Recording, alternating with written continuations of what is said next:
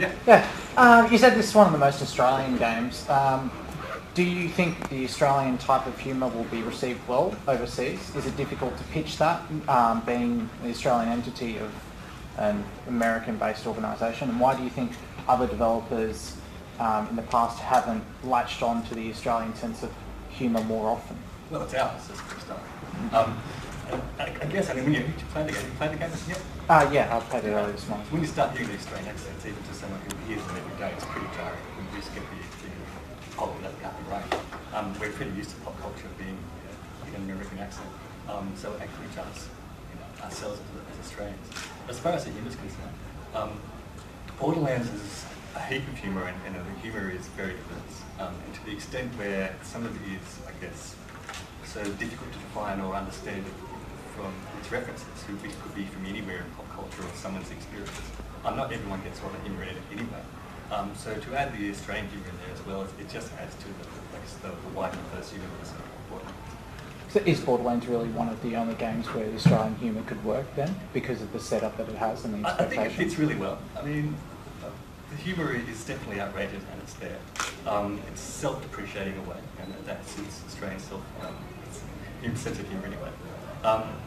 And I guess when you start playing it and looking at it, I mean, we had this thing, we went to the moon, and the reason that it became an Australian game was realistically when we started recording scratch audio for the script, just to set the tone of the game. We did it in using our best American accents, but they sound terribly Australian. And Gearbox heard that and they just thought that's perfect. Of course, the moon's Australia. It's full of kind of friendly, nice kind of people who everything wants to kill you. What a brilliant idea. And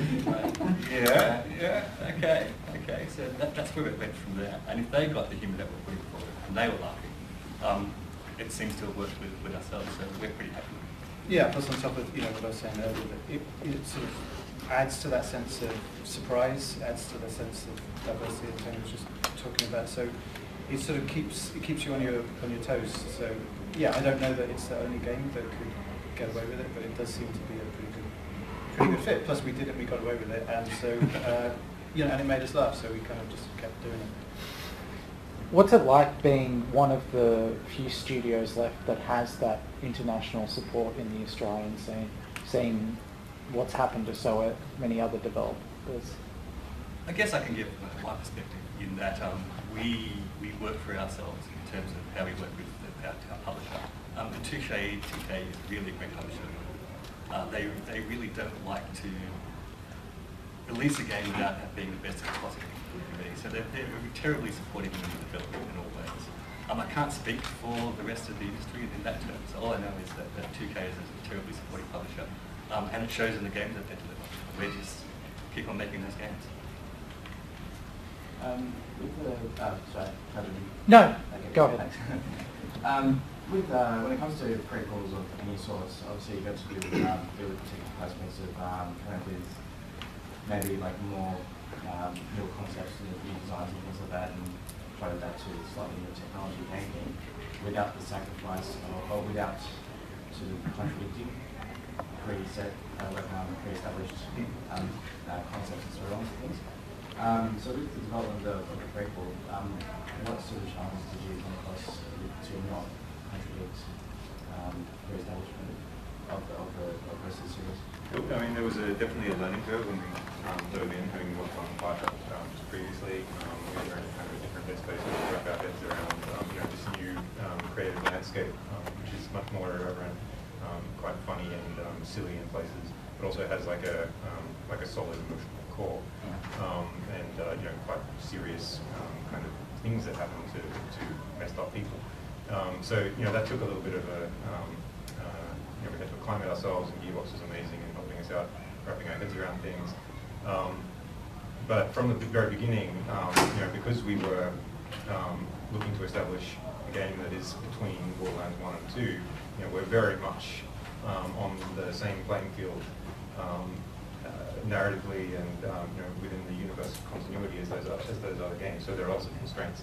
But they're constraints, but they're also opportunities. There are hints at things and undeveloped notions that you can unpack and you know, use it as an opportunity to look for more depths and establish more depths within the universe, which is super cool because you know, you're working with these amazing established elements. You're adding in your own new elements and putting them up on things. But you know, we wanted to. I mean, part of the reason, or one of the benefits of going to the moon in pre-sequel is that it's an entirely new location that has different stories, different people. So we're at once synchronized with the events of Borderlands 1 and 2, but also removed from them enough so that it's its own story and you know, unique stakes in play. Morris can probably. Yeah, I was just thinking about what you're saying about the opportunities, particularly with the characters. So you think, you know, all the playable characters in pre-sequel pre-exist. But so it's an opportunity to actually just go deeper into it, just sort of explore, pull things out that we didn't know about in previously. And in a way that's great because they're already names or concepts that people are sort of familiar with, and in a way there's an appetite to do that. Just maybe a bit of add-on questions to that as well. What would your recommendation of like playing the series altogether? Would you just stick with how they were releasing Challenge of the Water, or would you play it in like sort of Prequel first and then the original games? I think it can be played in either of those orders. You could, I mean, in fact, you know, I don't really have a perspective on what it would be like to play pre-sequel before Borderlands 2, but I'm fascinated to know, like, if anyone hasn't played Borderlands 2 and played pre-sequel and then played Borderlands 2, I'm fascinated to know what they would think. Because yeah, it's an entirely different perspective. I mean, we've been coming at it from like, yeah, we know what happens with the characters, we know what happens with Jack, we know what happens with Nisha, we know what happens with Wilhelm, but you know, it's if you didn't know those things, then I think it would have an entirely different tone playing Borderlands 2, and you know, because you'll know those characters so much more. So seeing what happens to them, you know, will create a different experience than the one I had when I played Borderlands 2.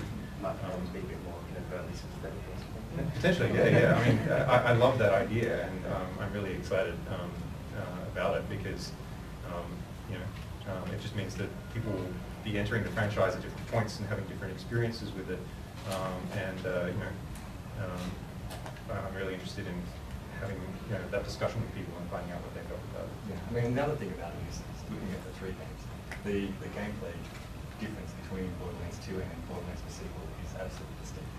In Borderlands 2, I guess we added quite a few things, and you might see them, they're think they're only small, but they changed the gameplay completely. So I guess what we found is it's been fun playing with Presequel's gameplay, getting up in the air and shooting things around, not having to rely on cover. And then going to a game like Borderlands 2 where that's not the norm anymore, you have to readjust how you play. Yeah, I would also say, you know, with the pre-sequel we have individual characters say different things, they're more sane than previous games, so that adds an extra sort of different flavour that I think, you know, when you go back to Borderlands 2, that's not there, it's a different texture you experience, and it's something that we wanted to, and Gearbox as well was sort of very much behind to kind of create this different experience where player characters respond to different player characters in different ways and different things to say to those characters by the thing they see. Yeah, I mean, at the end of the day, it's the next game in the series, so it's had the benefit of the you know, all of the iteration and you know, design decisions that went before, and we wanted it to be an evolution of the series. We didn't want to regress or, you know, even just be the same. We wanted to offer new experiences, expand our storytelling, you know, toolbox. So in some ways, I think it's richer than Borderlands 2, but you know, that's not to throw Borderlands 2 under the bus. It's still an amazing game. Yeah, just we're pushing forward. Yeah. Like laser guns blowing people's minds all over the place. What was the sort of design problems that you had with that? Because I think lasers are typically, you know, unimpactful, not really have a good feel to them. How's that sort of work in the new game? Yeah, well, you know, the weapons in Borderlands 2 are, you know, kind of at the core. So if we're going to add anything to the repertoire of weapons, we need to make sure that, you know, they're as good or better than, you know, what is in there. So, you know, we wanted to add, you know, more than just one weapon type, but, you know, we also, you know, wanted to sort of keep it neat, and so there's a lot of variety within the laser weapons. So we've got the laser shotguns, we've got the Quake-style rail guns, and we've got the continuous beam, like the Ghostbusters beam, and we've got the Star Wars, you know, blaster. So we're sort of looking at, you know, what those expectations are that people might have. Like you're gonna put lasers in a sci-fi video game. What are the notes that you need to hit?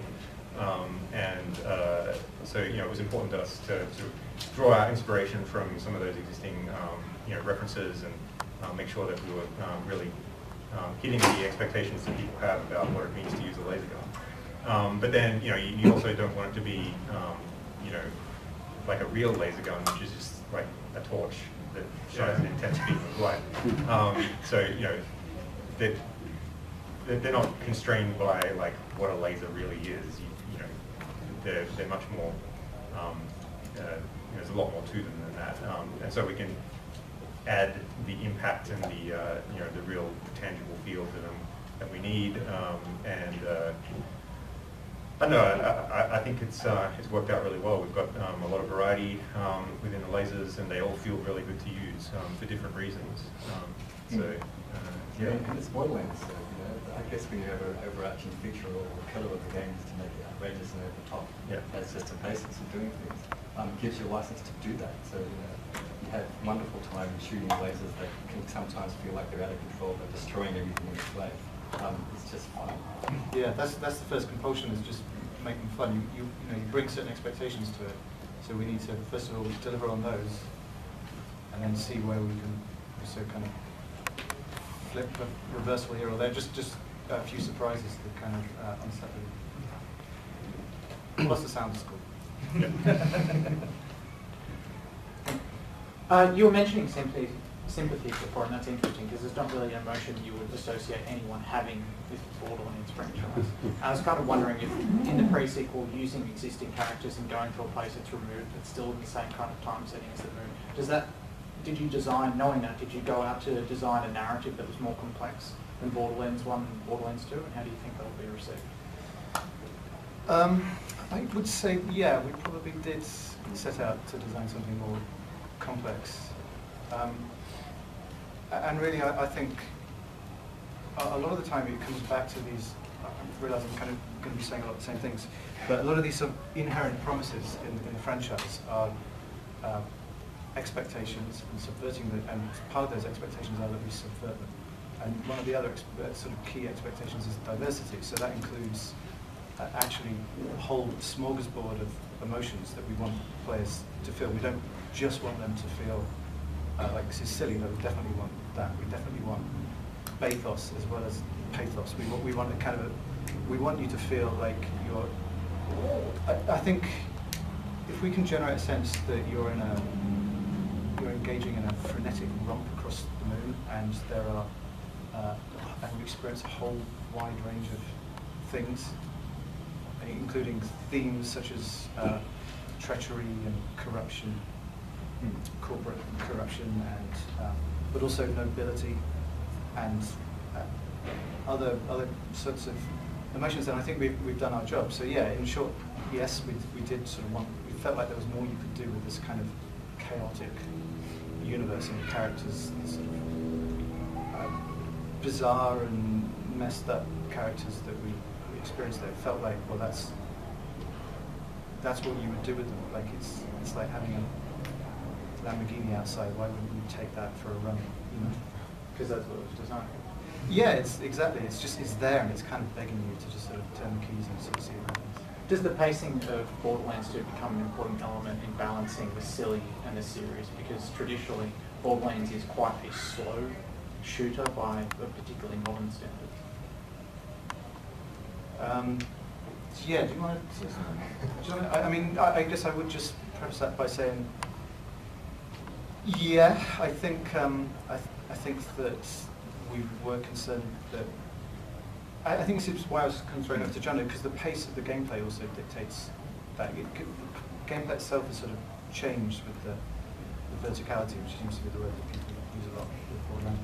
Made it up as we do with Borderlands words. It is actually quite a fun word to say, so I kind of recommend it. But I guess, you know, from addressing the narrative, some of the things that Morris has touched on is when we start adding voices to your playable characters, that hasn't been done before, so it kind of speeds up or gives more or provides more insight into the story or the narrative that hasn't been so long.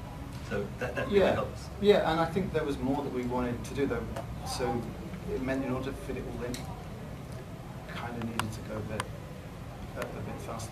And there's a lot of sympathy in there. You just have to play it right through this to see where it is. Taking a bit of a longer look at Australia, do you have any opinion or perspective to offer on the throttling of the interactive games funded by the government, and how do you feel, being a major Australian developer, the support that you receive from the government this year and going forward? It's a hard one. I mean, I was personally involved in setting it up. It was extremely disappointing. I mean, I was involved to the point I was speaking to the politicians that put that together. The difficulty, and they were fantastic. I mean, they were really great. We had them come to the studio, and we did it in full knowledge that 2K Australia would not benefit from that at all. Where we see ourselves is obviously we're one of the few console developers in the country, but to have no real, I guess, platform for development from, say, the ground up, from a two-person team into what we are, or what EA are in development with a 100+ team, is really unsatisfying for me personally. I'd like to see some more support out there. But until that happens, we'll just keep on doing what we're doing. Do you think having those close discussions with the MPs involved, with the government, or the politic in Canberra generally understands the value of gaming to Australia as an industry? You've got to look at it from the Connecticut perspective, which is what they do. And I guess game development it's high productivity, it's high knowledge output, it's a great export industry, it's also high cost. They're the kind of things you want in a growing economy, particularly one like ours. So to support that is just a no-brainer, as far as I'm concerned anyway. Maybe the games aspect is a little bit hard to get your head around, but as an industry perspective, we should be quite strong. And do you feel that's understood? Every person I get to speak to understands it.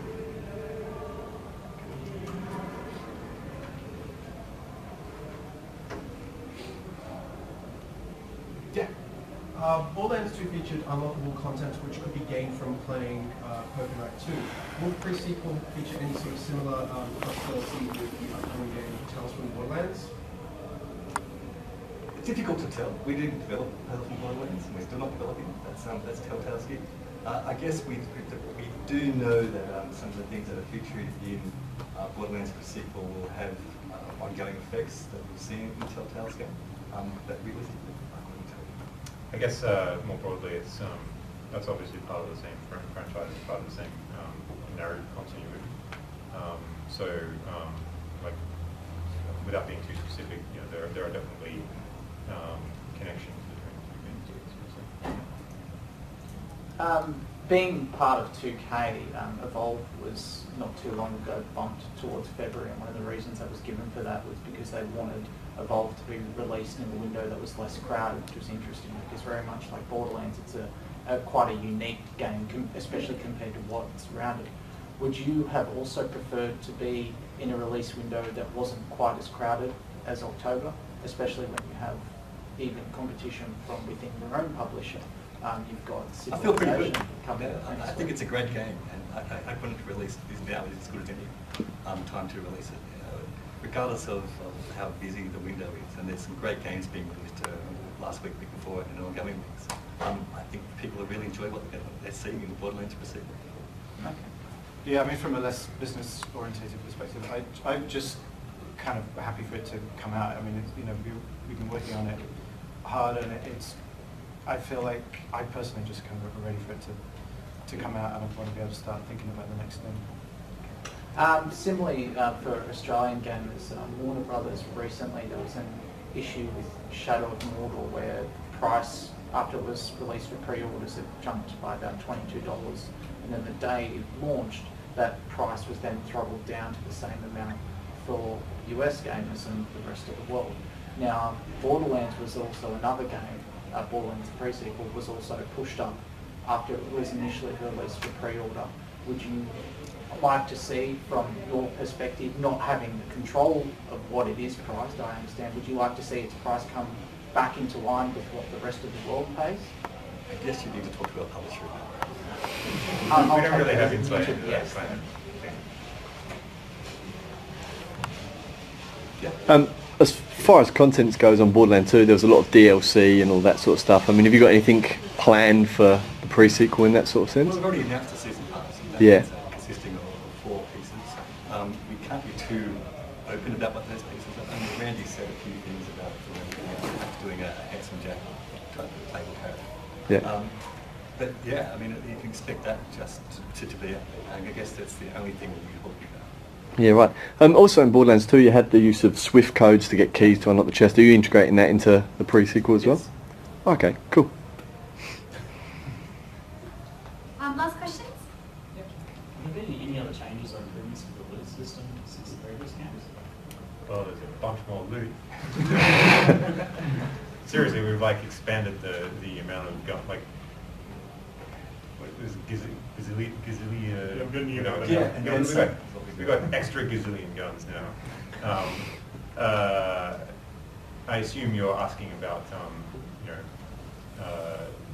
how often you come across types of loot or the density of loot in the game. I would say that it feels better to me than Borderlands 2. Like certainly playing the game, you encounter a lot of really great feeling guns and like high quality loot. We've done a lot to add, and expand the types of unique items that you get, special one-offs, legendary items. And we've gone kind of crazy with what some of those weapons can do, so there are a lot more diverse effects that the weapons can have. And of course there's an entirely new type of loot, which is the Oz kit, which has a strong impact on the gameplay. So, like for me, pre-sequel is far more looty than Borderlands 2 was, and Borderlands 2 was pretty looty. So, And also the grinder, so now Yeah. if you have a bunch of loot that you're not finding that useful, stuff like that, you've got another option other than just selling it. You can now combine it into recipes and things like that, and try and create new guns that are potentially better than any of the ones that you've currently got. So there's a lot of new ways to use the loot you have as well. yeah, and we also have on any existing piece of loot you can get what's called a loon shine, which is a special little additive property, which is not necessarily specifically about the weapon. It could be affecting the shields or your oxygen supply or things like that. And those are sort of rare things that you can seek out through special chests and through using the grinder. So there's a bunch of new ways to sort of actively pursue the better, the higher grades of loot, other than just like seeking out bosses and Yeah, I was doing thinking legendary there's also a gun runs. that you can acquire through a unique mechanic that hasn't existed in the previous Borderlands game. It's not linked to regular looting, it's not linked to skill levels. So, we've tried to sort of cover the world with these kinds of peculiarities through the loot. We've just got time for one more question. The guys have to get onto the floor. Since there's 4 of you here, I was wondering which of the playable characters would you pick? Okay, so my favourites generally, I think Claptrap is bonkers, and I thoroughly enjoy playing him, but I think my favourite is Athena. She's just a total badass, and I really like how dynamic her action skill is. It's both tanky and aggressive. It's like the best of both worlds. And as a character, I think she's just awesome. She's got an interesting background. She's got a really interesting and different perspective on the events of the game and on Handsome Jack than the other characters do. Yeah, it was fun myself playing Athena. Mate, I have two favourites depending on what I'm playing. If I'm playing colour, I love playing Catra. Just because of the mayhem that he causes with the rest of the colour sets. It's fun to watch him freak out and think, what the hell have he just that's kind of cool with how powerful. But playing single player, I think for the same reason that John has mentioned, and maybe that's just because we've been playing her the longest and know more about her and have understand the moral ambiguities she's facing. It's fantastic. I mean, I've gone down the skill tree using the shield to start with, and now I'm using the skill tree about elemental damage. And I love them both, but now I try this other one all the time, so it's always changing. And totally different play styles. Absolutely. I think that's one of the great things about all of our characters is that each one is very diverse within itself. The skill trees are very different to one another, and you can play Athena twice and have totally different experience. You can be relying on a shield almost all the time, or you could almost never use it because you've got all these other powerful tools that you can unlock. Anyway, you guys, what's your favourite, Morris? It depends what mood I'm in, because I play Athena if I feel noble. Which is rare, right? It is pretty rare. I play Wilhelm if I'm feeling sort of gruff and if I haven't had much sleep. And I would play... Most of the time. Which is quite often. I would play Claptrap quite a lot because of I just enjoy the bonkersness. And it's just silly, which I get off on. And I play Nisha if I'm feeling bitchy. If I was playing with these guys, I'd play Nisha because I get to see the bitchiest things. Yeah, well, I'd probably play Wilhelm. I mean, I think that I really like. I think all the characters are really cool, and I think Claptrap is awesome.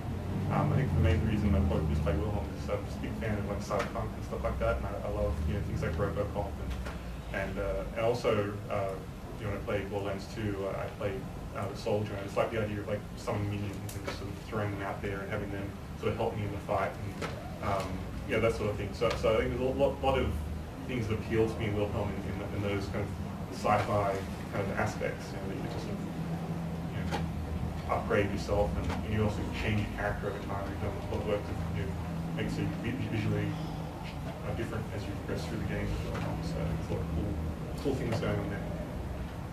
So that'd be two Athenas, one Wilhelm and Anisha. Thanks so much, everybody. Thanks, guys.